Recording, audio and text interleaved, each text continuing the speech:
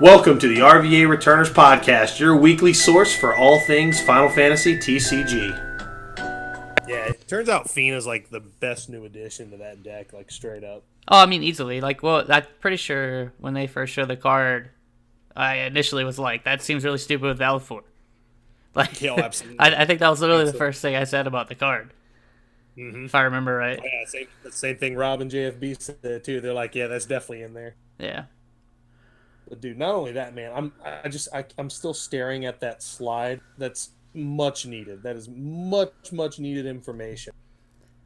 And Adam, speaking of much needed information, we're back for the next episode of the RVA Returners podcast. Friends, we're here. It's Sunday. We're ready to dive in. Adam, we got a lot to talk about today. But before, I'm getting so ahead of myself with so much stuff. I'm your host, Chris Adams. With me, as always, Adam Lane. Say hi to everybody. Hi, everybody. Yeah, no two takes this time. We are one shot in it today. So Adam, lots been going on this week. There's a lot happening. Yeah, I mean, it's quite a bit. Last week was pretty heavy, too, on news stuff. But it's starting to pick up. I mean, the competitive season's, like, full swing. Opus 9 is, like, kind of rearing its head. So... Mm-hmm. Yeah, because what we got LQ events to talk about. We've got we just had a Crystal Cup finished over in the UK. Well, not in the UK. It was over in I believe this one was in Milan, but we'll get to that. We got spoilers. We've got just some news about the upcoming sets. And we got a really fun topic we're going to cover. But you know what, Adam? We're just going to go to the source. Get out your fedora with the word press sticking out of it. Call Jimmy Olsen Superman's pal, because we're going to one place and one place only. Do you know where that is? you're going to tell me. Oh, I'm going to tell you. Here's what it is. I'm going to tell you. It's the news.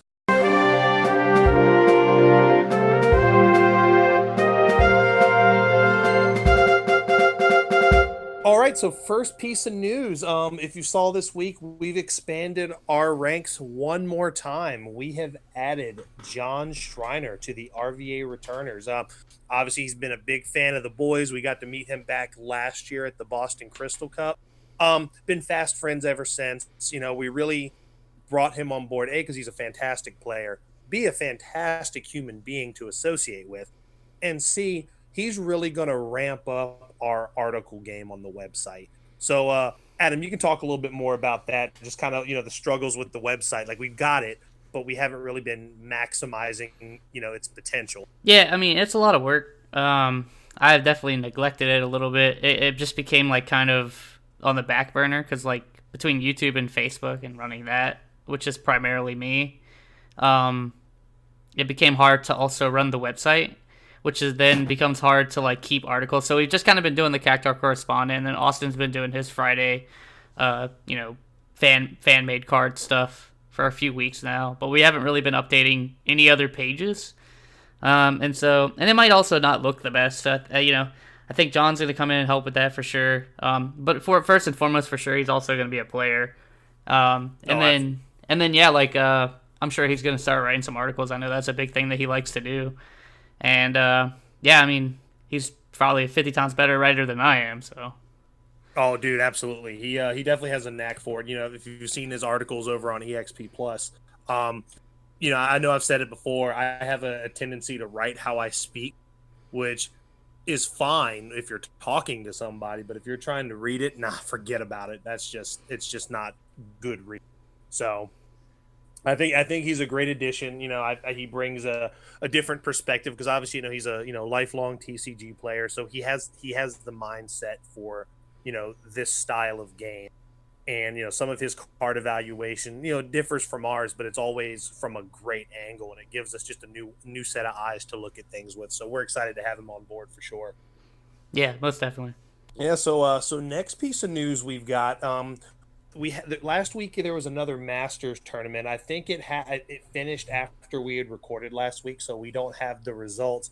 And we didn't have the results, and it would have been fitting to have them last week, because it was also won again this one was won by Fire Ice. I'm not sure who the winner was, but I know his list was very, very similar to the one that had won previous. It's kind of similar. There's some differences. He's running Galdus and Chukaspel in his list. Yep. The backup VV is also there. I don't remember if that was there or not. It was in the other list. Okay. And then, yeah, like Sephiroth. There's Elise in there, too. And it's nothing that we haven't, like, seen. Like, nothing that's really going to surprise anyone, except maybe the Galdus.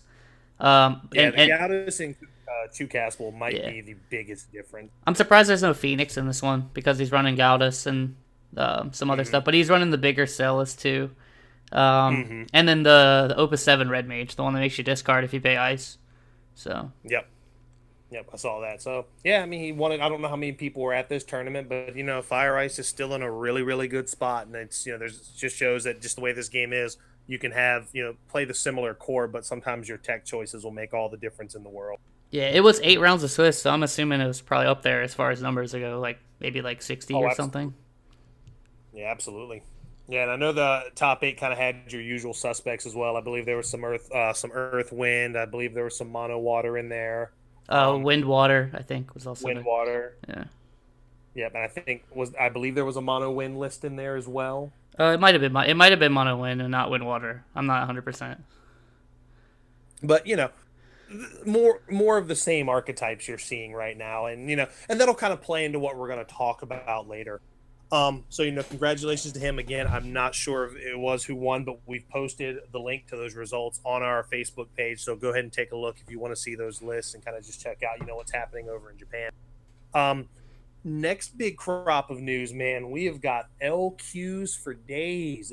There was a lot of them this weekend. I know some of our people actually went up to the one that was in, I believe it was in New Jersey this weekend. There was one of them in New Jersey, at least on the East Coast. And I know there were some like all across the country because everybody was, posting about it. But we had some big names win a few of these things. I know Okimoto won the one that they went to yesterday in San Diego, I think is where they went. I'm not 100% sure on the location, but yeah, somewhere in California. So yeah, I know Oki won that one. I know Aaron Wiseman won one. I believe they were in they weren't in Kansas, they were in somewhere out in the Midwest. Yeah, he won out in the Midwest. You had Nick Chanel win the one that I was getting ready to talk about in New Jersey. And we had a couple people up there. John was up there playing. Colin Coughlin actually finished second on this one. And who else? Stephen Arboleta bubbled. I think he went X3. No, he didn't bubble. He went X3, and I think he dropped. Yeah, John bubbled. John was finished 10th or something. Yeah, if you look at the tiebreakers on that, they're so close. They're just so close. But yeah, so I mean, as some of these results went in, and John, not one to be bested, he actually went with Dan, I believe Alex today up to Connecticut for another one. Yep.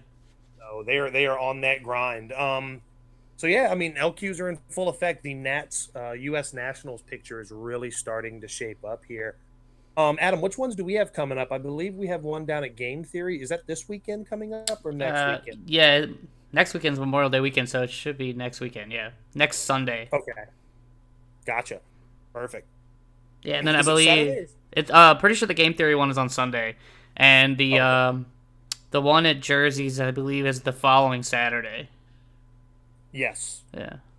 Man, so they're coming in hot and heavy, and they're going to be tough. They're going to be tough. There's so many people around here that are hungry and they want to win. So it's and this is now. Keep in mind this is only wave 1, so I'm sure we'll get some chances. I know some places have been announced for wave 2, or some people are, from what I understand, are getting the green light that hey, you're in the next wave. So we'll as these stores pop up, we'll definitely see what stores are involved in what areas, so people can know where they can go to try to qualify for Nats. Another big thing that happened, since we're talking about tournaments, at the Water Crystal Cup, I know that there was an incident that took place. Don't want to beat this horse into the ground. It's been talked about an illegal play involving Fordola. I've watched it. I've seen it. We've all seen it. I'm not one to put my opinion out on anything. Just I like to remain neutral in things like this, but it caught the attention of Kageyama.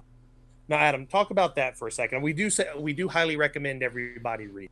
Yeah, I mean, he made a post officially on the site, which I I applaud, and I hope we see more of from just in general, not even just based on like Yeah, be good, these kind of good, bad, or plays. indifferent. Yeah, like I'd like to see kind of like, hey, like this stuff's happening, we're aware of it, kind of like a letter from the producer kind of thing. If you're into like other games like Final Fantasy 14. Yeah, like a State of the Union kind of action. Yeah, so it's kind of nice to see stuff being acknowledged. You know, and then there's I don't want to create like a witch hunt or anything like that. Like you said, everybody's seen what it was, and if you haven't, I mean, it's Yeah. pretty readily available if you really want to see it, and you can read Kageyama's thing from it. I would say just like as a community, we could just kind of keep moving and know that things are getting paid attention to, and that's great. Um, Yep. and hope to see more stuff from Kageyama like that in the future for sure. Yeah, absolutely. And it kind of to coincide with that, people are keeping their eyes on things, and people are made aware of these things happening in tournament play. Again, good, better, and different. But now we have our first crop of North American like official judges, which is always nice. So hopefully, as that list increases, we'll be able to have more people involved, just to kind of be the eyes and ears over the course of the tables. Because I don't think people are being, well, let me rephrase that. I like to think that people aren't being malicious when they make these mistakes. Well, we're going to call them mistakes. And because, it's easy to armchair quarterback, right? Like sometimes like you're thinking of three different plays at once and you just kind of jumble everything together, and it's like, oh crap, because at the same time too, your opponent's got to be thinking, well, based on what they've got, they could possibly do this and do that, and then they're looking almost at the exact same line, so they don't catch it, right? So I think having extra eyes and people that are kind of in these positions will really, really help clean up a lot of that as time goes on. But you know I guess I'll leave it at that. Yeah, I I don't know if mean, Adam, you have anything you want to add to that as well? not really. Just got congrats to the people that passed the judge test. I heard it was Yeah. pretty hard from what I've heard. I'm gonna definitely be taking it. I plan to pass it.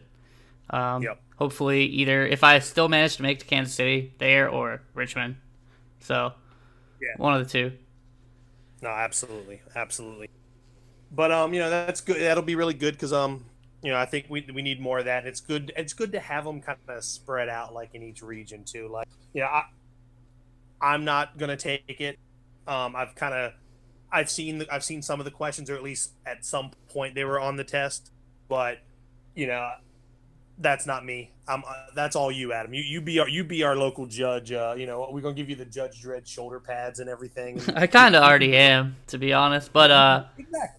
But yeah, like I wouldn't Yeah. mind just becoming like an official judge, and if I start following that kind of thing, I don't mind judging. Like I like the game, so I wouldn't mind judging it either. So Exactly. It's I kind of like taking a different, I guess, a different role in the scene, if that makes any sense. But yeah, with that being said, we got a couple of events coming up. I want to say not this weekend, but next weekend we've got the Ice Crystal Cup in Toronto, which they apparently I've heard they've moved to a different location and they've increased the cap, because I know it's sold out at what, 64. yeah, which is great. I mean, you don't want to drop off from the Crystal Cup had 120 people, and then go to Exactly. 64 the following week. That just doesn't feel good. So I'm glad No, that they not at all. expanded. Yeah. So Yeah, absolutely. It does suck if people, had made their travel accommodations to be, close to the arena, and now it's moved a little bit.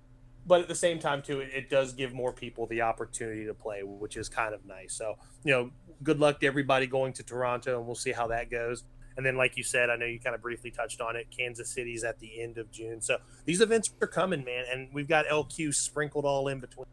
So yeah, so next piece of news we're going to move on to is it just wrapped up over in Milan, and that's the Wind Crystal Cup that was won once again by the new Mr. Two-Time, Joshua Freeman Burge. Big congratulations to him. He was on Windwater, and his opponent was Andrea DeLuca, I believe was his name, and he was yeah, on water and he ice. was on Ice Water. Yep. Yep. The finals was really, really fast.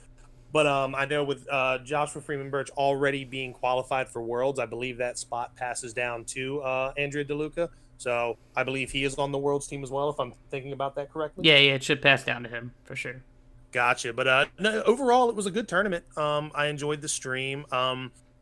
Let's see, if I could critique anything, obviously the amount of downtime was still pretty staggering. But I don't know what every store has to work with, so it's again, it's going back to being an armchair quarterback. It's you want to see more things pop up, but at the same time, it's tough when maybe you're given limited workspace, limited things to work with. So you kind of have to work with the tools that you have in your belt, if that makes sense. Yeah, it makes a lot of sense. But overall, it was, I thought it was a good event. One of the best things I saw, and then we can touch about this briefly. One of the last slides they showed right before the final started was this breakdown of the archetypes and what decks were present and what percentage of elements were there. Boy, howdy, do we need more stuff like that. Yeah, it's pretty sweet. So, I mean, I can run down it really quick. I don't know everything that was played in the top 8. But like I said, we know that Windwater won the event and that Water Ice was in grand finals. I believe there was also a mono win in top 8 that JFB had to go through. And I can't remember the other decks, but those are the ones I know for sure. But yeah, so there was 16 mono waters, 15 earth winds, and 13 earth wind fire decks. I consider that the same thing because the fire is literally just 3 cards. Yeah. 10 mono wind, 12 water wind, 8 earth ice, 6 water ice, 8 fire ice, 7 water fire, 5 mono lightning, 4 mono earth, and 4 fire earth, and then 6 other decks that they haven't, that I guess like either were only played as one of or maybe some weird archetype. So right, like some kind of like multicolor Jam Jones or Golbez could fall under that category as well. Yeah, I believe it. I think they said there was a mono fire in there, so that probably falls under the other as well. I think it's just like decks that were played as like only one person piloted them kind of thing. Yeah, absolutely. This isn't surprising to me.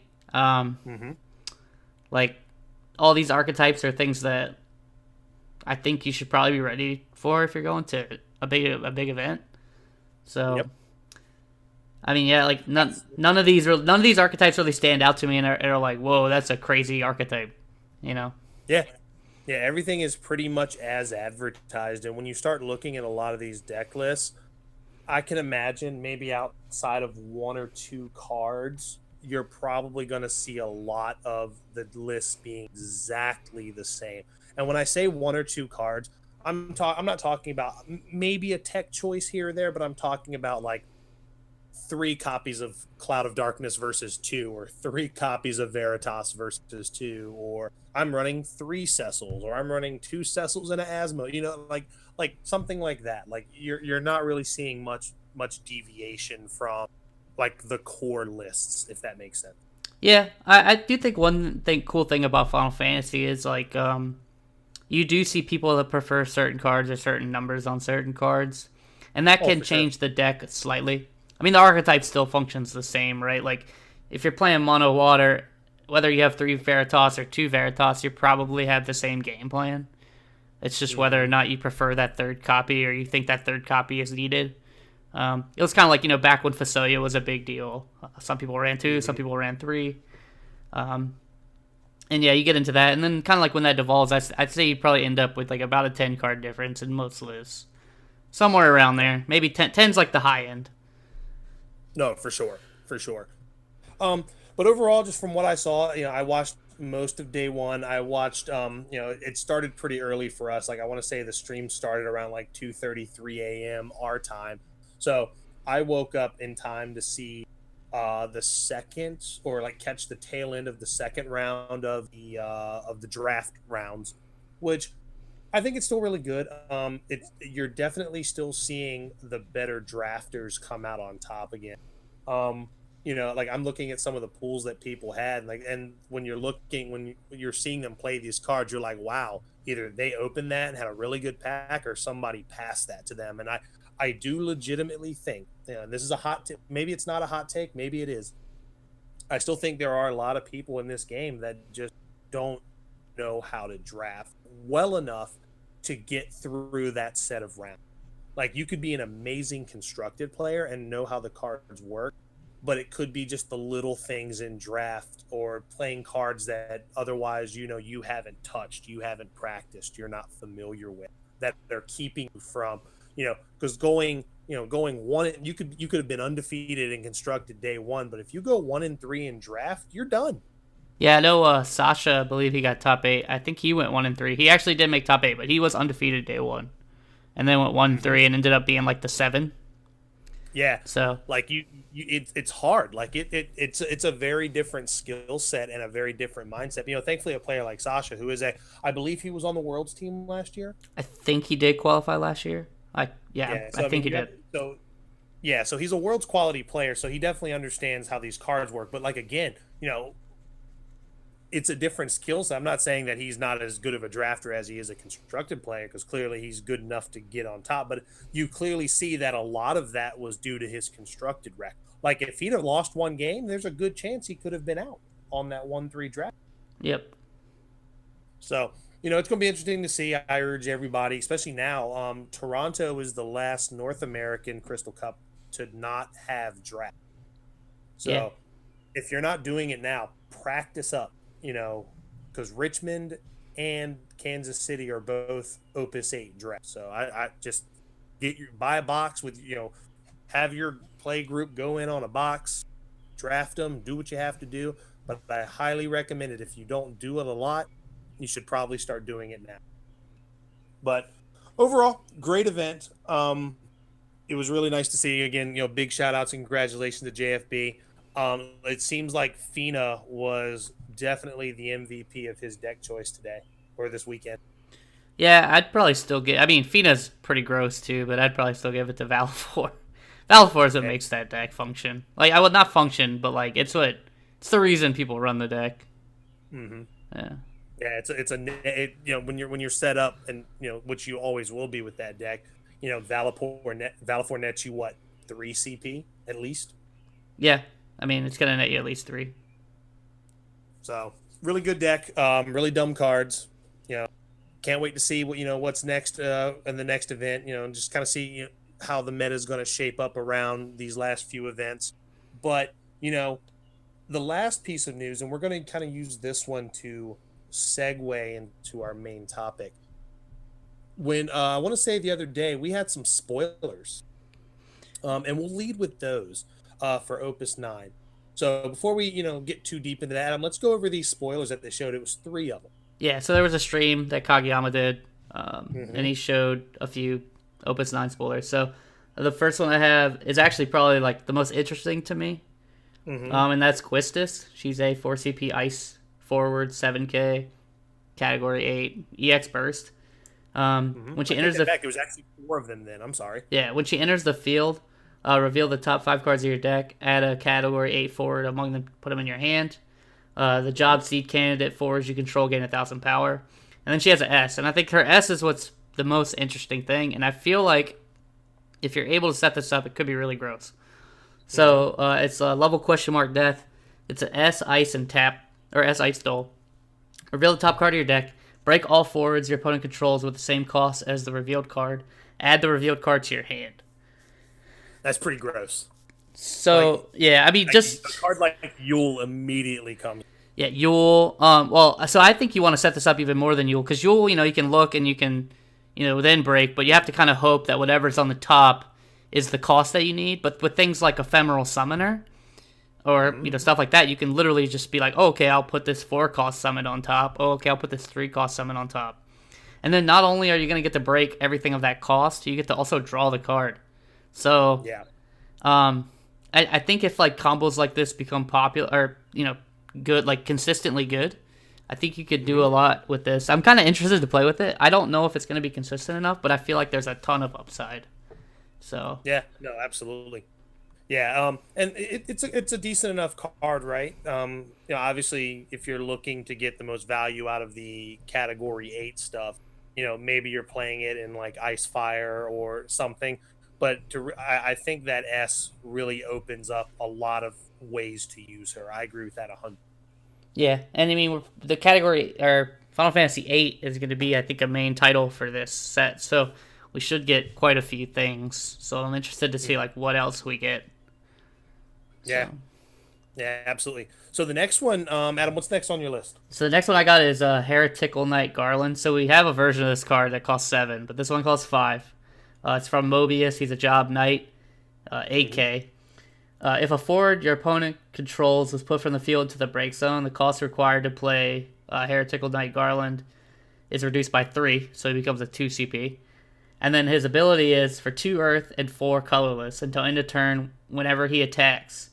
Or excuse me, he gains this, so he gains his own like auto ability. Whenever he attacks, deal 6,000 damage to all forwards opponent controls. Card's not terrible. I think if you have the resources to dump into it, could be really really good because you can, from what I understand, you can create multiple instances of that. So you can, for the low cost of what 12 CP, Yeah, you 12 and could at least pretty 4 much earth. wipe a board. Yeah. I mean, yeah. I mean, if it's worth 12 CP, I mean, sometimes he might have to do it, but he also has to make it to combat too. So it's gonna Exactly. feel really bad if like you pay 12 and then they play Diabolos. Yeah, no, that was cute, but oop. Yeah. So yeah, you gotta be careful about that. I think on the discount though, he could be really, really good. So like maybe Yeah. you offer up a trade, or you know you're able to maybe you Veritas and then you just spend 2 on this guy. And you spent 8 to get 2 8Ks and kill something. Yeah. That might be okay. His Mhm. job is pretty relevant. Sadly, he's in Earth, so you're not really seeing. Well, I guess you could run like the old like Prince deck, right? He fits in there, Yeah. maybe. And then his title again is another main title for this. So you're gonna see a lot of Mobius cards. So Yeah, and that's actually one of the ones we're going to talk about too. yeah, so Mia is one of the Lightning legendaries. Also, the first full art that we've seen that's pullable from the set. You can see her full art version as well. So she's a 3CP 7K Lightning forward. Category Mobius. Job Witch, which is relevant to like a Dea backup, Cypher forward, stuff like that. So she's tutorable. She's able to be played off of a backup that we already have. And then she has, at the beginning of your attack phase, select one of the following 3 actions. If you have received 5 points of damage or more, select 2 of the 3. Choose a forward, it gains 1,000 power and first strike. Choose a forward, dull it. Choose one category Mobius forward other than Mia, it gains haste until end of turn. I think the card's solid. I think it does a lot. Again, I like the fact that we're getting more of these damage threshold cards, which really makes the late game extremely scary for a lot of decks these days. So games just aren't as easy to run away with anymore. But no, I think the card's really solid, and the fact that it already has on color like synergy with Cypher and the Adea backup, I think that's huge. And it's good in conjunction with a lot of these other Mobius cards that are popping up. Wall. Technically, you could start looking at a card like Duncan. Aroha, I believe, is She Mobius. is Cloud of Darkness. Cloud of Darkness. Yeah. So there's a lot of other cards that maybe if you're just thinking outside the box a little bit, you could really because sometimes giving what it gives a Mobius character Mobius forward haste. Yeah, I mean you're looking at a potential. Maybe you play you Adea this in, play Cloud of Darkness, reduce something by 6. Let's assume 6. Let's assume you have another forward. Yeah. Give Cloud of Darkness haste and then reduce by 3 if she gets to swing. Assuming she gets to swing. Yeah. Or even great with something like Duncan. Have Duncan in play Duncan, bring this into play, give Duncan haste. You can Duncan special somebody right there on that turn. Obviously, we're kind of just, again, thinking outside the box here, but they're, being able, even giving Wall haste could be good if you have them both out, or any other Mobius character that we haven't seen yet. So I think there's a lot going on here. I think it's a really good card. Yeah, I think the third ability is probably going to be the least used.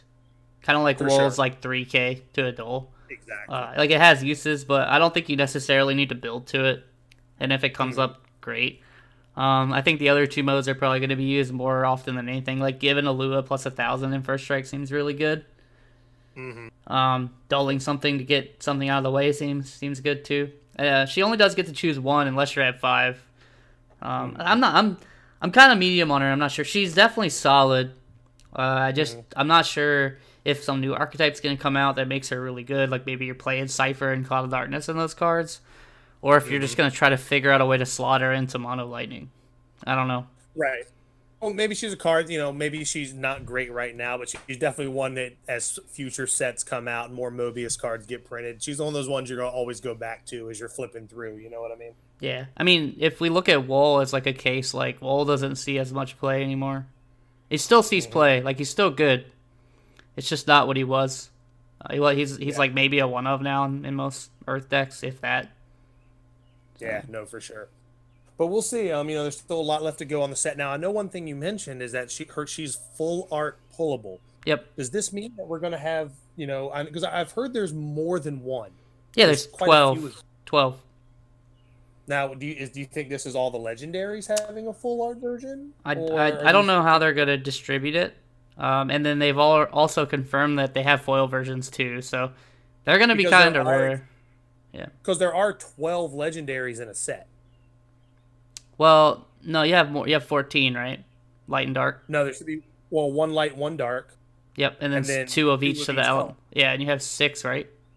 No, there should only be 5 elements, right? Water, wind, earth, fire, ice, lightning. Yeah, you're right. There is 6. Yeah. I always forget. I had to go back through Captain Planet there, but lightning takes the place of heart there. Yes. Yeah, so that's 4. But even still, like this is kind of cool.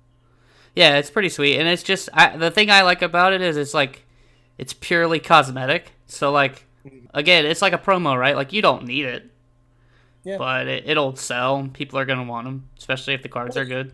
So absolutely, and that's just another great way to sell like more sealed product, right? Because these are I don't know if there's going to be like a frequency on these things. Kind of like a perfect example is I know in the like the last Magic set, the Japanese War of the Spark.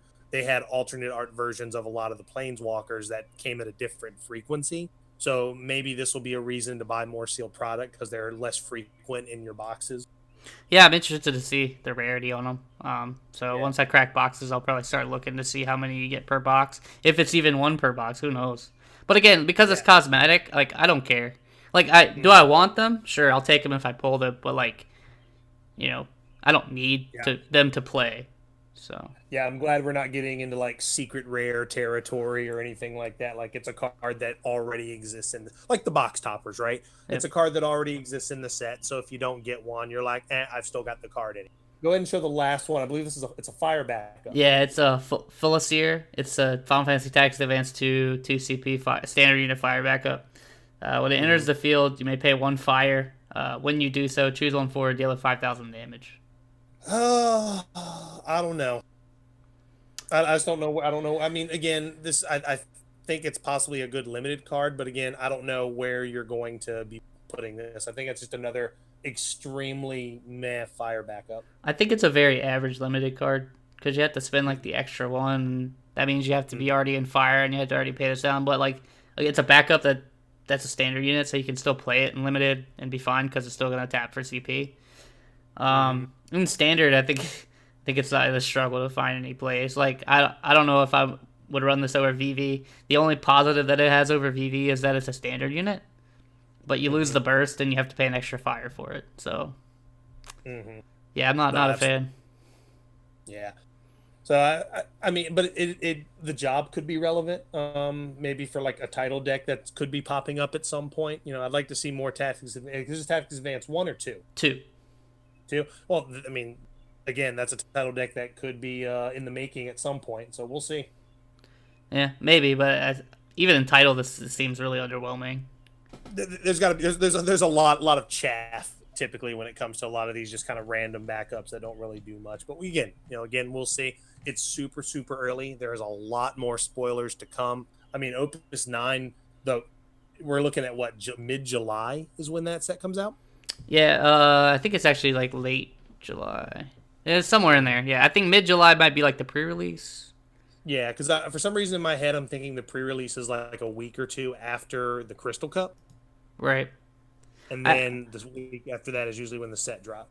Yeah, I think that still puts you at the end of July. Because if we're the first weekend in July, 2 weeks after the pre-release, and then 1 week after that, so it's like 3rd or 4th week of July, somewhere around there.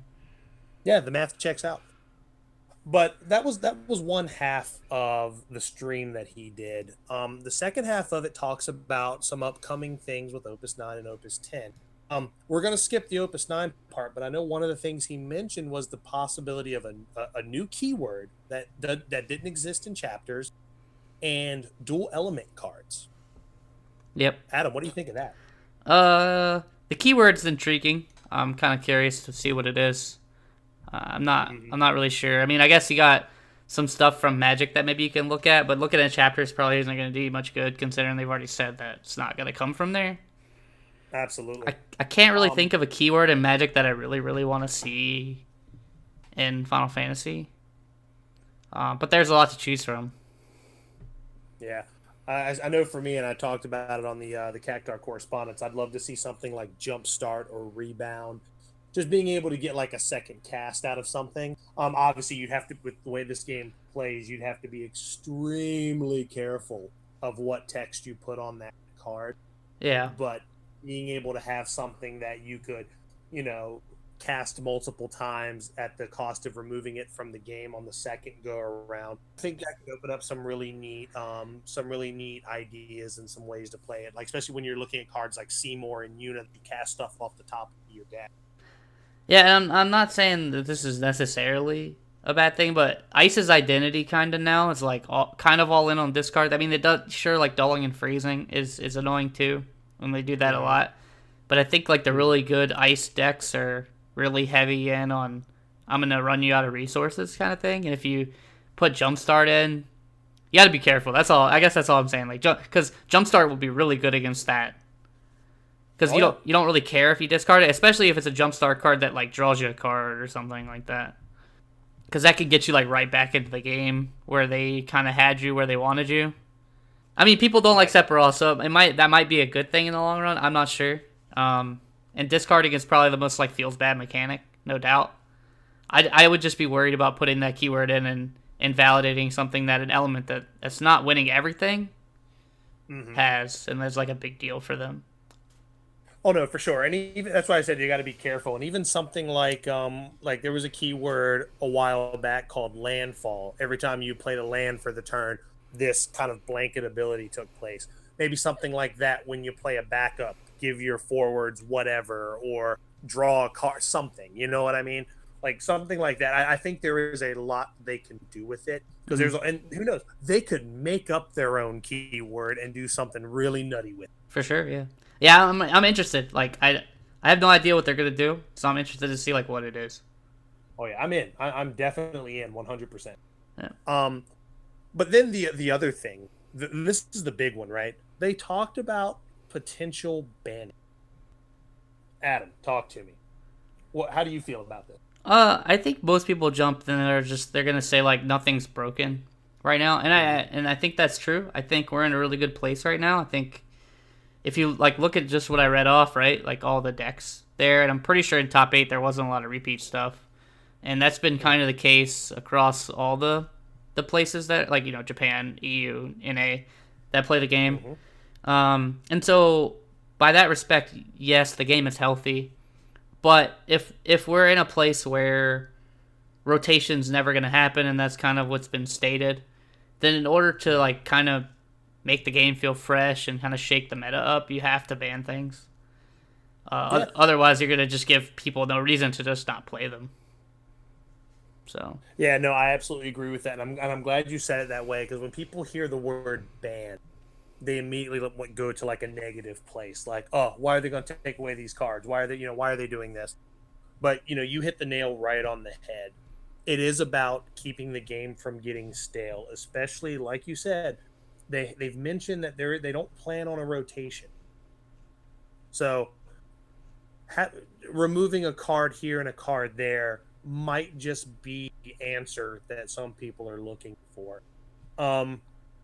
So with that being said, I'm curious as to see what they do because I know, again, they pay attention to this stuff. And with that being said, I know, Adam, you and I are kind of talking about what cards do we think would really shake things up, really ruffle the feathers a little bit, really toss a bottle across his brow. What cards do we think if they were to, rattle off effective going into Opus 9, these are the cards that are banned. We'll just kind of rattle one off and talk about it and kind of go back and forth a little bit. So Adam, you start. So if I had to bet money on the card that I think is going to get banned, Mm-hmm. I would probably say Heroic Zidane. And the reason I say that is, so I don't think they're going to try to ban some legendaries. I feel like they're going to try to avoid it. Just because I feel like they don't want to drop the costs of like certain sets or kind of devalue things. And I mean, sure, banning a heroic can do that as well. And there are some heroics like Zidane, whose price has kind of gotten a little out of control. Like seeing a heroic around like $14 is it's pretty high for this game. And I think Zidane's like right near there now. I think he's somewhere around like 10 to 12. So, but the big problem I think with the card is when you start playing, and not even at a high level, but you know, at when you are playing at a high level or even like at a competitive event, and you see this thing hit the board like turn 2, the fact that he's able to steal a backup is really insane. Like because he can essentially steal your next turn, and when you lose a turn in this game, it hurts really bad. And so really, at that point, you're relying to draw something to save you from that situation. So like if you play a 2CP and the other player plays today and sees that you only had a 3CP backup and you have no other viable backup to play and that was your plan to curve out, and he steals that from you, that sets you back multiple turns. And then sometimes later in the game or mid game he's gonna just steal the forward that you wanted to play, or maybe like he'll steal the Sephiroth that you planned on playing the next turn, or the Veritas, and then they'll drop their own Veritas, things like that. I think he just, and also he's really intrusive, right? Like he looks at your hand too, and he gets a lot of information just by looking at those 3 to 5 cards generally that he's going to get to look at. So, yeah, and I'm going to agree. Kind of pick up where you left off there. I agree with you. I think the problem is, we always call him Thought Seize Zidane. I'm okay with them looking at your hand. I think that's fine, but the fact that there's zero restriction on what. Like, if he said, a character or a non-backup card, something like there needs to be a limit on what he can take. Because again, like you said, at least in Magic, when you have a card like Thoughtseize, they can't steal your land, so you at least get to make your land drop. Now, the creature you might have been wanting to play or the spell you wanted to play might be gone. But at least you're not kind of like locked out on resources. Where on this game, when like you said, he can take your curve back up. I feel like you're set back at least 2 turns, because now you've got to you're essentially potentially overpaying for something at this point. Making a extremely suboptimal play where now you've got this forward that now gets to start doing damage to you, applying pressure. And God forbid, and this happened to me on Tuesday, where I went turn 1 Edgar. You know what's coming next. I've got a snap keep hand. I was on the draw. He plays Zidane, takes my Banana Sid, plays me own, brings Zidane back to his hand, replays the Zidane, and then steals my next. So I was 3 turns behind before I could even do anything. I had only been able to make 1 play that turn before I had essentially lost. So I think that card's extremely powerful. Extremely. Yeah, and then you run into the issue too. Like you compare it to Thoughtseize, but Thoughtseize doesn't have a creature attached to it, and correct. And creatures, and creatures in Final Fantasy, like you don't care about their size. Like he's a 3K, but he still does 1K damage, and then sometimes he gets the buff, and he becomes an actual relevant forward, which is absurd. So, there's just a lot wrong with the card, but I think the dumbest thing is the fact that he's able to take a backup and really stall your opponent out. So I would definitely say that's probably public enemy number 1 if we had to kind of take a look at cards they could potentially ban. Yeah, and that doesn't really hurt a lot of the market. That's why I say Zidane, because like he's a heroic, he's not a legend. Sure, you'll lose some price on your foils, like if you don't sell them now, because his foil is probably around like $18 or something right now. And I think green is kind of a big culprit in general when it comes to just like seeing the same cards over and over again, and that's just because their cards are good. So, yep. And then if we had to move on to the next one that I think could, that could definitely be banned and not really hurt anything too terribly much. We kind of mentioned it before when we were talking about Zidane. That's the Opus 4 Viking, the one that draws you 2 cards essentially. And as we were talking about it, we said, we were like, oh, you could replace it with another Viking, but for some reason in this game, the difference between drawing or discarding 1 and 2 cards is just astronomical. It's a night and day difference. So I think now the only problem with, when you look at a card like the Opus 4 Viking is it makes Layla a lot less playable. Granted, she still has 2 viable targets, especially if you're playing some sort of go wide. But at the same time, too, you can replace it with Porn. Now, it's these levels of what the cards do. Drawing a card is meh. Looking at 3 and drawing 1 is better than that, but still not nearly as good as drawing. And I think a card like Viking just creates just a lot of these. Again, going back to kind of how we talked about before, if you had cards with Jumpstart, being able to get all these extra cards, whereas that, again, kind of stops Ice's game plan right there on the spot as well. So I think this is one that they could toy around with getting rid of. And I think the archetypes that it's in don't suffer too terribly. Adam, what do you think? Yeah, I think that's probably a fair one to bring up. It's a common. No one's going to really lose any sleep over a common. The foils will definitely decrease because I think like foil Vikings are somewhere in the absurd range of like $15 to $18 right now for that foil. Oh, for sure. I think that's also compounded with the fact that not a lot of people are buying Opus 4. So, but people want to foil out their decks. But like, yeah, it just does a lot, and it makes Layla pretty unfair. Like, because again, it goes back to the fact that like it doesn't matter the size of your forward, you're still going to take the same amount of damage. So unless you're Archangel or something, right? Like some kind of unique effect. Playing Layla Viking early, like say you have like a not so great hand, and so you're just like, okay, Layla Viking, hopefully I get a backup, I can play a backup, and then even if you don't get to play a backup off that, if your opponent doesn't have an answer over the next 2 to 3 turns, they're probably dead. Mm-hmm. And I mean, some decks are going to be able to answer that a lot easier, like we saw today with Wind Water. He does play Valifor, and then they just like die. And then it like promotes these other cards to like Cloud of Darkness to just become better. And you can still play Cloud of Darkness if you play the other Viking. You're just going to get one less card. So if you still want to go that route with Layla, you can. It's just a lot more fair as opposed to like playing these 2 bodies. Playing 7 CP worth of bodies, getting 1, probably 2 cards, the next turn or 2 is a lot.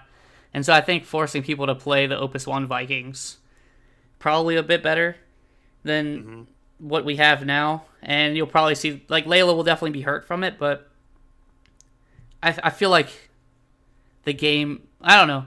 You could argue that those decks aren't winning a lot right now, other than like Mono Water. Ice Water, that's the first time we've seen that in the finals in a while. It is still really strong. And that deck would probably get hurt the most from that change. But I wouldn't be opposed to it, like if they did it. All right, now Adam, what's another one you would if you were to look at removing it from the game at this point? What's another one you would think of? But before I pull a legendary, I guess I'll stick to like rares and commons and heroics. So I think Rare Una probably needs to go. I think it really hampers water summons in the future. You can't really print things that are that great at certain costs without them worried about being discounted by 1 and becoming unfair. It would force these wind water decks to play a big, like the 5 CP Una, which not a bad card, but it's a lot more than spending 2 to get access to your Valifor. And that's where things really start to get out of control and unfair, is when you start seeing these Valifor decks.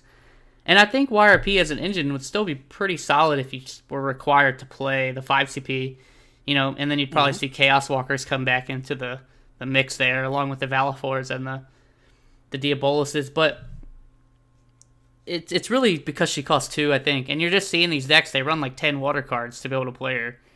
Not even, really. It's somewhere around there. And I just think because she's hindering things being printed in the future, I would probably be fine if she went. Yeah, no, absolutely. I agree with that 100%. And another thing too, right? And this can kind of be said about everything that we've talked about here. By removing these cards, it opens up them to be able to print other versions of them. Like there's no, they can now print, like if they say they get rid of the 2 CP unit that you're talking about, they can print another 2 CP unit that does something different, or a 3 CP that does something different. Make it playable, but don't let it be overshadowed by this one card that will always see play. And it is I don't want to say it's like the cornerstone of that deck, but boy howdy does it make a big difference. And it does create a lot of these, kind of unfair instances where, a Bismarck costing 1, a Famfrit costing 2, Leviathans costing 2, even though they're not really seeing much play right now, And again, there's a reason, we talked about this in our top fives, there's a reason that no other element got this kind of thing, because it was a little bit unfair to begin with. And I think by getting this out of here, it does open up some deck construction a little bit more. And that's really the whole purpose behind this, right? Yeah, it's not. I'm not saying these cards are like so broken they need to go now or the game's ruined forever. It's more just like you'll see more things see play by getting rid of these cards, and archetypes will have to slightly change. You could still run mono water without running Yuna, and it's still fine. You could still play wind water without playing 2 CP Yuna, and it's still fine. It's just not quite as stupid. Yeah, it's just not as unbeatable and oppressive as it was, right? Yeah. All right, so my next card, it's so weird. Maybe like 3 months ago, I would have been more in on this one, but because it's not seeing as much play, or the deck is still winning, but it's not really because of him anymore. And just for the sake that I don't think you can have the conversation without it, I'm just gonna go ahead and say Dada Luma. Again, like I said, not nearly as prevalent as it used to be, but the fact that it's still kind of a knuckle dragger combo where you're just like, all right, here's Dada Luma and 2 Cactuars. You can't really play anything unless you've got like a Minwu or an Aerithal, But, it's still a card that I think people still look at, and sometimes it does still just lock your opponent out of the game. And the thing is, even if you get rid of Dada Luma, Cactuar is still a very playable card. Like, you're not making that card unplayable because especially in that same deck, because you still have access to Noctis, which it plays very well with that, which is honestly more times than not when I've seen somebody playing Wind Earth, the Dada Luma is not around long enough to really take advantage of that, but boy howdy does Noctis really get to shine with all of those Cactuar, breaks and things like that. It still plays very well with Diabolos. It still plays very well with Barbarisha. So, again, Dada Luma is a card that, while he's not as prevalent as he used to be, he is still just kind of this card that can still just essentially lock your opponent out of ever playing forwards. But I don't think getting rid of him neuters that archetype in any way. Adam, what do you think? So, I'll slightly disagree with you here. I think Cactuar is the card that needs to go. Mm-hmm. For kind of the similar stuff that you said. So Cactuar is what makes Dada Luma unfair. Like, if you've played Dada Luma in Mono Earth, I mean, I know you have. Of course. It doesn't feel the same there, right? Like, at that point, he's just like, I'm going to trade up or be kind of annoying to deal with or be really good against lightning and fire. That's kind of like what he does. Into a wall. Yeah. And I think there, he's not that bad. Sure, you can play things like Pelennor, and you can still use, like, Semi, which is a card I'll talk about in a second. To ping through to do stuff, but the fact that like Cactuar is a monster that just doesn't cost you anything to dull once it's there. Once you have 2 out, it's kind of lights out unless they have a pretty good amount of monster hate, and then even then you have Galduses and Urianjays to bring them back. And then what it does with Noctis to me is really stupid. Sure, you can do that with Cecil, but that costs a lot more. Like, you're paying 5 and then you're using like 2 Cecils from your hand. That's essentially 9 CP. As opposed to like... It's a little more. Yeah, as opposed to like a Cactuar that's been sitting there for God knows how many turns. And then you're just like, Noctis, pay 3. Break, do all this dumb stuff. Now your board's dead. So to me, I would ban Cactuar before I ban Dada Luma. Just because I think if you get rid of Cactuar, he becomes a lot more fair.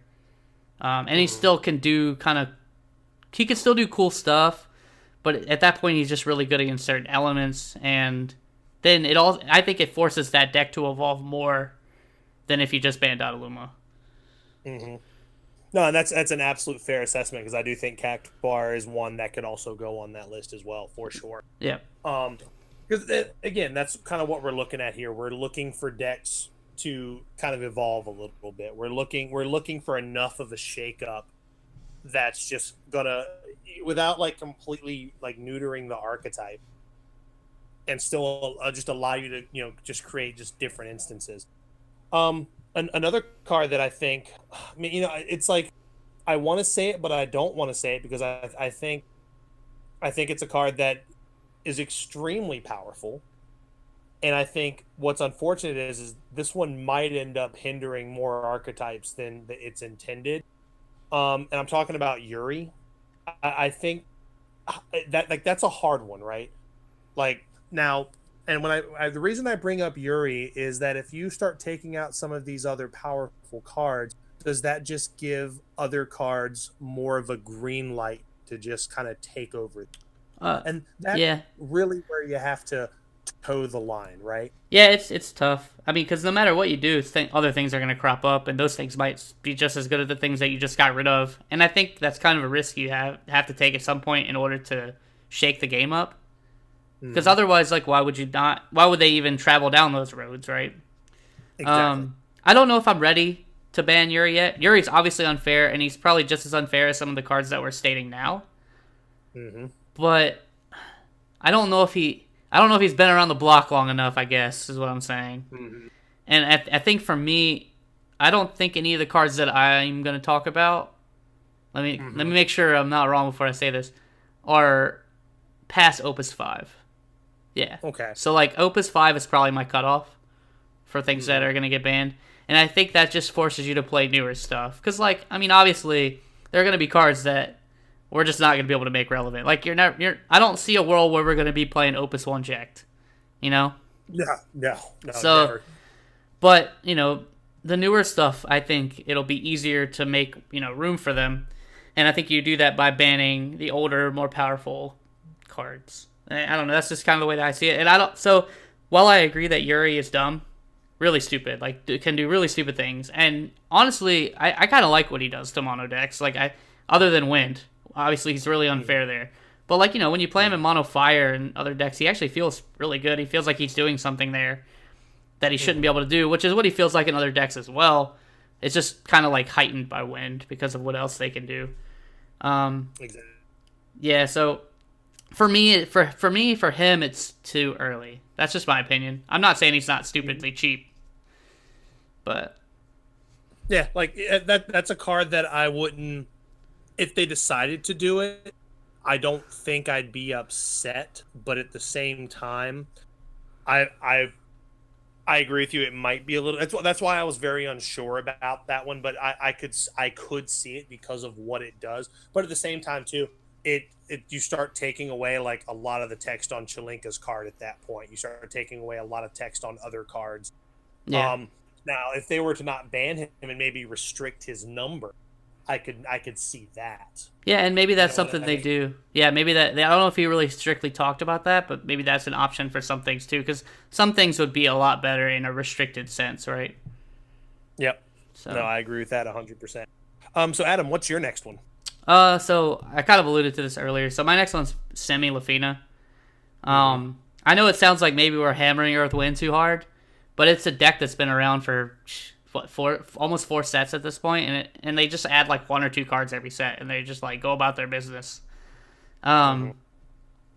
So I think that some people are going to point out that Sybil should be banned maybe, but I think Semi making her cost 2 and being searchable, or cost 3 and being searchable by Sybil, is what makes Sybil really stupid. And also the fact that Semi can use her ping ability to ping Dada Luma. You have that kind of thing going on there too. I think the card would be fine if it went away. You would still have your Final Fantasy XI engine if you wanted to play it, albeit less good. You're forced to pay full price for Semi, where she actually is kind of fair. And you still have that burst and a cool effect to be able to play off-color 6 CP and lower off of her. It just doesn't feel as stupid because you're actually spending 5 and not 3. Mm-hmm. So. No, no, it definitely makes sense. It lets a already good card be just a little bit too good. Half of what keeps sorry, see where I'm doing it too. Half of what keeps Star Sybil balanced is her cost, and the fact that you can just remove that downside just by playing a 2 CP backup. It feels just a little too good. Yeah, I mean, So go. I agree with that. Yeah, I mean, like if you play Mono Earth and put Sybil in there and tell me how it feels, because I've done it before, and it's not remotely the same. Like it's just not. Um, but when you get the Cracker to play your 6 CP, that feels pretty solid. Or if you Oh play yeah. her to search the Shantoto that you needed to turn the game around, that feels good. Um, so sometimes she feels really really good at 5 CP, but she always is stupid at 3. Like there's just never a situation where she's not stupid at 3 CP. Um, Yep. It does too much at 3. yeah. So I think even if Earthwind continues to play the card at 5, which they probably will, it's just not clearly as dumb. And then it makes room to play other wind backups and other 2 CP Earth backups that you're not seeing right now instead of 3 semis or 2 semis. So Nope, I agree with that 100%. My next one is it's one that used to come up in conversations all the, and maybe it's time, but I don't know. I'm gonna go ahead and say let's really ruffle some feathers and let's send Cognazo pack. Yeah, we're going there because the other reason too is with a printing of a card like Nickel, really kind of lessens the card's value. I mean, a lot of lists are only running 2, but a lot of times it ends up being just kind of like a finisher in the deck. But sometimes the game's already over before Cognazo hits the board. He just kind of puts the exclamation mark on it. Um, I think mono water lists are still extremely playable if Cognazo gets the axe because you've got Nickel, you've got the Leviathan that just came out in this set. You still have got Cloud of Darkness. There are still so many ways to reduce, and a lot of times you've been able to control how wide their forwards go because of cards like Famfrit. If you're running any bounce effects, obviously you've got Veritas to really keep them from going wide.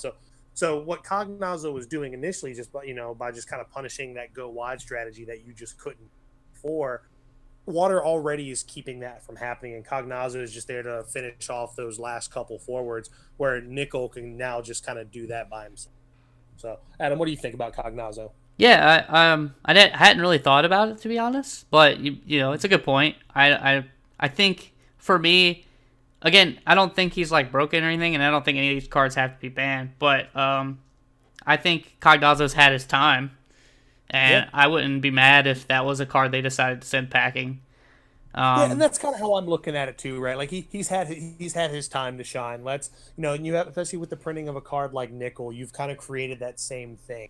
Um, Now obviously it doesn't have that same kind of like blocker, where like this infinite blocker kind of thing if you've got Minwoo out, but like at the same time, I think it's time to let him go. yeah, I think he's a fair one to call out for sure. I mean, he's been around since Opus 3 at this point, and if you're running mono Yep. water, you're not playing him without like a couple copies of Cognazo. So Mm-hmm. I wouldn't be mad about it. The only thing that really thinks that they're not gonna makes me think that they're not gonna do it is that they just printed a promo of him. Um, Yeah, that's also very true but I too. wouldn't be mad about it. Like even though I have my promo and the value of it would go down, Mm-hmm. I wouldn't be mad if they banned him. Yeah, because also too, before we go to the your next card, when you have bannings like this, or like format changes, it opens up for like another format of the game where they could give it a clever Final Fantasy game name and make it the equivalent of like Legacy and Magic, right? Where guess what? Guess who's back? Gesper, Thaumaturge, all these cards we've just banned. You can still play them in this format and make that like a good side event format, or even maybe have an event where it's all back. You know what I mean? Whatever. But that's what stuff like this also opens. Yeah, dude, make it the World of Ruin format. I just named it for you. There it is. Yeah. There it is. Make check payable to Adam Lane. Yeah. There you go. Cool. Adam, your next card. Yeah, this is probably the Yeah. last card that I want to talk about. So this is the only legend on my list. Um, and that's actually, I should rephrase that. There's obviously more things that I could put on the list, but this is the last thing I have for this cast. And that's Y'shtola, the Opus 5 legend. The only reason, and I know people are going to be upset if this card gets banned because people have spent hundreds of dollars on their promos and, you know, their foils are like $40. So this is probably the card that would like affect the market the most if it were to get banned. This or Diabolos, if that's something that someone wants to bring up. My issue with her over cards like Diabolos, which are they're both clearly pretty unfair cards, is just what she does to the board state. Like, Wind is already doing this thing where it's like, okay, Fina for 9, right? Let's say you have 5 cards. You're like, Fina for 9, untap everything, deal 5k, play Bart's for free, then Vada, then something. Like, you just went from no board to like 2 9Ks and 8K, and then whatever you decide to play after that, probably Y'shtola, right? And now, like, you're looking at these board wipes in your hand, and they're all useless. And Y'shtola did that. Like, sure, Wind did this cool thing where they spent no CP, or they only spent 3 or 4, but the fact that they, like, put the exclamation point on it with Y'shtola just made it almost impossible to answer. You know, like, unless you have a certain combination of cards and you're ready to spend, like, 10 to 12 CP, you're probably just dead. Or they just got put to 6 or 5, and you thought you had them, and then they did that, and now you're dead. So, and the thing is, like, you could probably come back from those situations because now your opponent's overextended into this board state, but they really didn't because they had Y'shtola. And because this doesn't work like Magic, where when you play a creature, it's put onto the stack, and you get to respond, you can't do that with Y'shtola. So, like, you can't, like, Phoenix before she comes into the board. You know, you would have had to have, like, guessed that the Y'shtola's coming and Phoenix to the Vada before Y'shtola got played. You know, with the Vada's trigger on the stack or something like that. But, like, why would you do that unless you know they're going to... Like, unless you know they have Y'shtola and you feel like you have to do it. Like, why would you do that? And then, yeah, she just shuts down these bigger summons. And, sure, the bigger summons are the more unfair ones, like Diabolos, like Phoenix. Even Raiden back in its day was really good for closing out games. She makes some of them just flat out unplayable because you know you're going to run into the card and you know you're not going to really be able to cast it unless you have something else to cast as well. If you're playing anything like semi-greedy when it comes to summons and autos, like, she can just thwart your entire game plan. I don't know. She does, like, a lot, and she just, like, just can really warp. Downside. Yeah, she can really just warp the board state the second she hits. And I've talked about all those things, and that's just her first ability. So not only does she do all that stuff, she also is, like, just almost impossible to deal with for one entire element. And then for 2 elements, she's pretty hard to deal with. Like, Lightning struggles with her, but at least they have, like, Odin. You know, Fire has nothing for that. You know, so. Yeah, well, Fire has one thing. I mean, they've got drill. Technically, they've got fucking drill. Yeah, I mean, technically, Fire could play like Zodiac or something, but then she's just gonna cancel that, and then exactly, you know, exactly.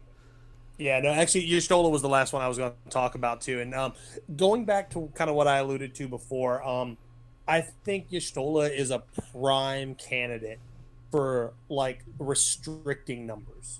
Yeah, if she was a one-of, it wouldn't be nearly as bad. And obviously, like, Earth Wind could still abuse that because of all the recursion they have. But at least then, if you're running those kind of cards to stop recursion, you only got to use it one time. Like, if I White Mage one Y'shtola, it's out of here. That's a wrap.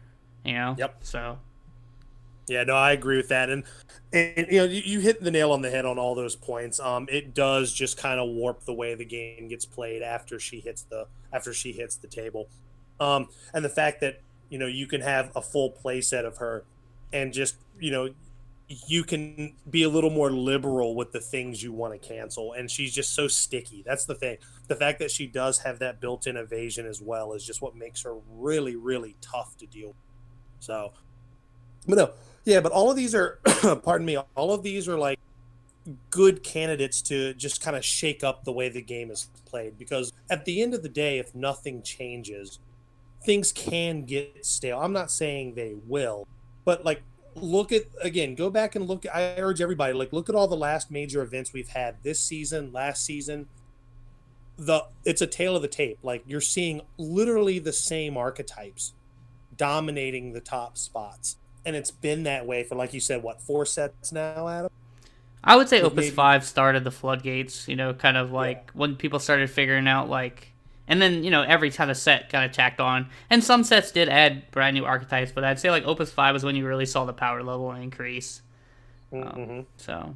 Because even right now, like, there's no really, the only like new archetype that's kind of shown up was the Fire Water Final Fantasy 9 deck, which is still fine, but like, can it still like consistently beat like the big boys? Yeah, I think consistency is the issue with that statement, and I would say no. Like, I don't think it can consistently beat the big boys, but it can, like, have these hands where the big boys just die before they're able to do anything. And and some people see that and they're like, that's fine. My issue is, it's like, I've seen Earth Wind enough now. I've seen the same mono water decks enough. I've seen the same wind water decks enough. I would like to see those archetypes get shaken up to some point. Like, I would like to see Earth Wind. I mean, yeah, you saw the guy that went undefeated in Swiss was running 3 Ardens. I don't know if he even had Diabolus. This was back in the NA Water Cup. Yeah. I don't know if he had like Cactuars or Cactuars and Dada Lumas in his deck. I don't think he did. But when people see that, they're playing around those things that they expect, and then Arda just slams down and he kills people with it. And then he got kind of an early exit from top 32. I'd like to see more Earth Wind decks like that than what we're seeing now, where it's just like, I'm gonna play Semi, I'm gonna play Star Sybil, I'm gonna get Cam, like that kind of thing. So Yeah. No, I agree. I think it'll keep the game fresh. It'll keep it fresher longer. It is the double teeth Ziploc bag, man. I just want to see things get shaken up a little bit, and clearly it's going to happen. I just can't wait to see what it is that they're going to do. So, it does suck if you spent money on some of these high dollar cards and they end up being the ones on the chopping block. It does suck. It does, but that's just kind of the risk you take when you enter into this hobby. Yeah, I mean, I just want to cut in one, like, really quick on what you just said. Yeah. I have a foil playset of Y'shtola, right? I would be okay if she got banned. Like, she's gotten her, like, I've gotten my value out of her from a playing standpoint. Now, I understand if you have a playset of, like, the Chinese promos, you're probably going to be pissed, right? Because, you probably spent $300 on that.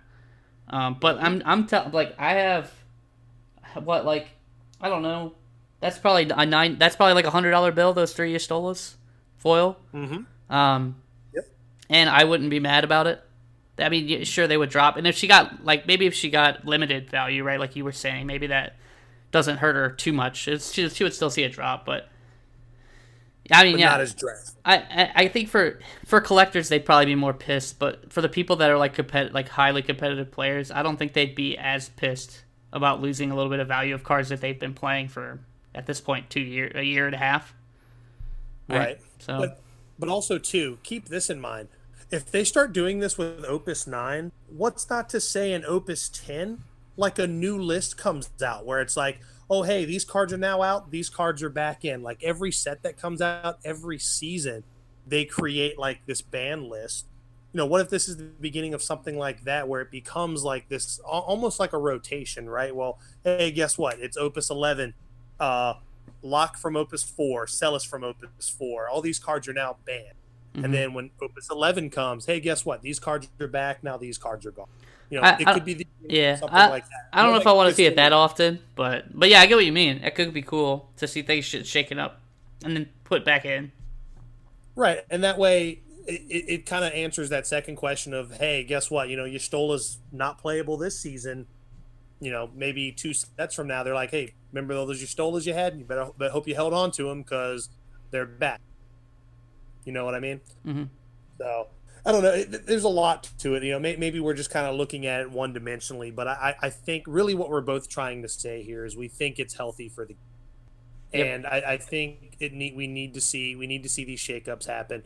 If we all love this game and we want to continue to play it, and I think by changing the way decks are, the way these consistent archetypes are showing up, we're not saying get rid of all the powerful cards, clearly. Because, I mean, the cards we mentioned, while they are powerful, they're not like, we didn't mention your Noctises, your Cecils, your Sephiroths, your Locks, your Phoenixes, your Diabolos. So we mentioned Diabolos, but I'm just saying, like, there's still plenty of powerful cards to play with. Now you just have to think outside the box a little bit more and try to solve everything. If that makes sense. Yeah. I just want to see, like, decks get shaken up. That's really what my goal was in the ones that I said. Was to shake up these decks that haven't changed, but, like, maybe a card or two each set for, like, the last 2 to 3 sets. Yeah, and it's time. Like, it's just, it is what it is. It's time. And, for everybody listening, when we put this up on YouTube, SoundCloud, sound off in the comments. Let us know if there's any cards you'd like to see get banned or restricted. I don't know if restricted's been something they've thrown around, but I think a restricted number could be helpful in a lot of situations. But let us know what you think. Otherwise, Adam, any parting thoughts this week? No, I think I've said enough this week. Yeah, man, this has been a good topic. I know we've been talking about it like all week long with like our group chats and stuff. So it's going to be interesting to see what other people think. And obviously I expect more spoilers to pop up throughout the next coming week. So we'll be on top of that. And be on the lookout for some articles from our man John Schreiner, newest member of the Returners. But yeah, other than that, I got nothing. So I guess I will sign off on that note. Yeah. Till next time, friends. Yep, see you later. Hey everybody, thanks for listening once again to the RVA Returners podcast. If you like this content and you want to hear more, check us out on YouTube at RVA Returners, and make sure you follow us on SoundCloud and check us out on Google Play and iTunes.